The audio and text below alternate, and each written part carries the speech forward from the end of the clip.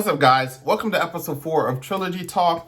This is going to be Trilogy with Trilogy FF. This is my long-form content, basically podcast episode that I do every week. It's supposed to come out on Thursdays, but editing is hard, and these are very long. And sometimes I try to get as much news as I can for you guys, and it doesn't come out till Fridays, but you should definitely keep an eye out for this on Thursday. We're going to be talking about a lot of different things today. Welcome. If you want to subscribe, support the channel, comment down below, like it, share it. We really appreciate that. Also, I don't do sponsorships or I don't do ads and stuff like that. If you want to help the channel out even more, you can go ahead and donate on my Patreon. I would really appreciate that. And also, I have the videos on this channel without ads and stuff like that uploaded on Patreon. So you should be able to watch those without any ads and stuff like that. That said, let's go ahead and jump into Trilogy Talk episode 4. Hey, the first thing I want to talk about is The Amazing Spider-Man 3.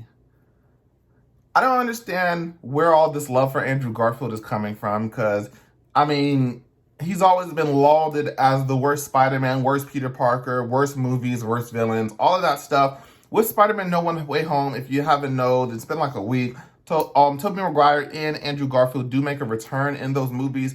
And with Andrew Garfield's performance in there, a lot of people are wanting to see The Amazing Spider-Man 3. And as much as I do want to see that, especially with the way the MCU has evolved and how Sony is able to make much better movies, I do think The Amazing Spider-Man would be pretty good as far as that goes. But it's just like, where did you guys come from? Because you guys hated The Amazing Spider-Man 2. That's why they rebooted it anyways. And I mean, personally, I do think the Amazing Spider-Man movies are not as good as the other ones. I mean, I liked Amazing Spider-Man 2 more than Amazing Spider-Man 1. I think Electro was super cool, even though he was blue. I mean, I like the blue. There are some Electro comics where Electro is blue. But Jamie Foxx, he was way funnier in No Way Home. The way he depicted Electro, Max Dillon, in No Way Home is so far superior than how he did it in Amazing Spider-Man 2. And it's just like, I like the Electro aspect of it, but now that I've seen what Electro can actually be, I'm just like, I would hate to go back to him being like a whimpering bum after seeing how confident and cocky and funny he is in No Way Home. Electro is no doubt the strongest Spider-Man villain. Like, y'all better put some respect on his name. Dr. Octopus is just a normal man with metal arms. Green Goblin is a super soldier, but I mean, what does he have? Super strength and tech? Then what else do we have? Venom? Venom is an alien. Yeah, I know. He's super strong, but he's even stronger than Spider-Man. But Electro, if they gave Electro how strong he was supposed to be, he would wreck everybody, boy. I mean, in No Way Home, he was taking on all 3 Spider-Men.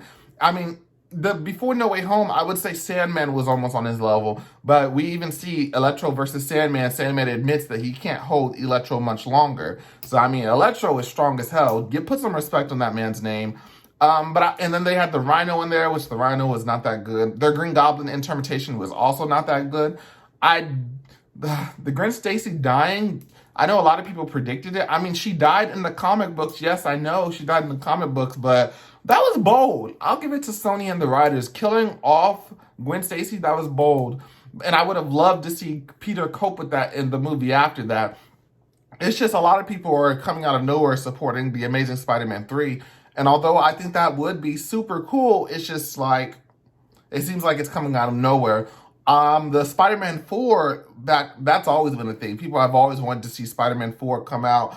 And Tobey Maguire is really old. Like, if you see him in No Way Home, I don't think we're going to get Spider-Man 4. I definitely don't think we're going to get Amazing Spider-Man 3, but if we were going to get one of them, it would be The Amazing Spider-Man 3. Sony is liking to double dip right now. I wouldn't be surprised if they decided to add Andrew Garfield in their own little Sony-verse. I mean, in the Mobius trailer, we do see a poster of Spider-Man, and it says murderer on it, but I just feel like the costume, based off of that, it looks like Tobey Maguire's costume. So we really need to see Morbius to see what's going on. Like, we know Morbius and Venom are in the same universe, but besides that, we really don't know too much about what's going on in the Spider-Verse universe.